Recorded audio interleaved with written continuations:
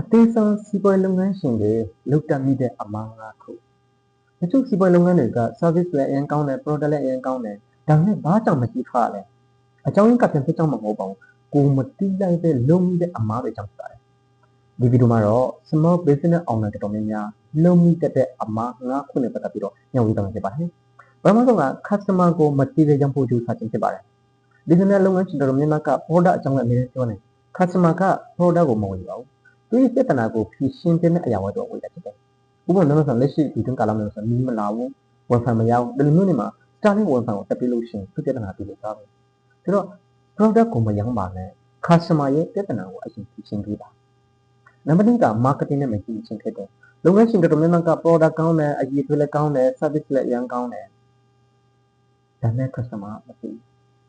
customer သိအောင်ဆိုရင် social media ဖြစ်တဲ့ marketing ကိုဘယ်လိုလုပ်မလဲဆိုတော့ Facebook, YouTube, TikTok, Instagram မှာကိုယ့်ရဲ့ video ကိုနေ့စဉ်တင်ပေးဖို့လုပ်တယ်။လူများသိလာမှသူတို့ကတာဝန်ယူဖြစ်ပါတယ်။နံပါတ်3ကတော့ငွေစင်းမထင်တင်ခြင်းဖြစ်ပါတယ်။ကျွန်တော်လက်လာတော့လုပ်ငန်းရှင်တော်တော်များများအချုပ်ထားဆိုရင်ဒီမျိုးမှာဆိုရင်ငွေစင်းစနစ်သူတို့မလုပ်ဘူး။ရောင်းအားများတာနဲ့အမြတ်များတယ်လို့သူတို့ထင်ကြတယ်။ business တော်တော်များများကဝင်ငွေနဲ့ထွက်ငွေကိုသူတို့မခွဲခြားတော့ဘူး။တကယ်တော့ဒီနေ့ဝင်ငွေထွက်ငွေတွေခက်လေးလုပ်ဖို့လိုတယ်။ပြီးတော့လက်ကုန်စင်းပြန်ဖြစ်မယ်။ပြီးတော့ order တွေနေ့စဉ်ကျရင်တော့ဘေဟာကရောင်းအားပို့ပြီးတော့ကောင်းဘေဟာရောင်းအားမကောင်းလေ feature စစ်ပြီးတော့ order တင်ပို့လုပ်ပါတယ်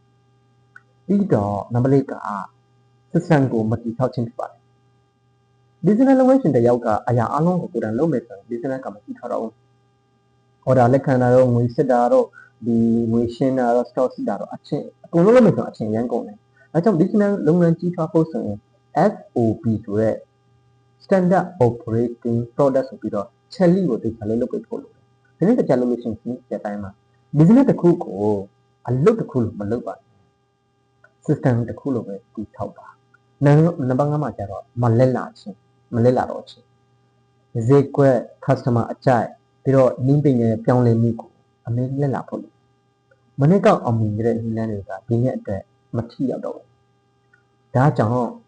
လက်စေကစာအုပ်နဲ့စင်ဖို့လိုတယ်ဒီပွဲစာအုပ်နဲ့စင်ဖို့လိုတယ်တင်နန်းတက်ဖို့လိုတယ်အခုလိုမျိုးဒီ business sharing မျိုးထားတော့အမေနဲ့နားထောင်ဖို့လက်လာဖို့လိုအပ်ပါတယ်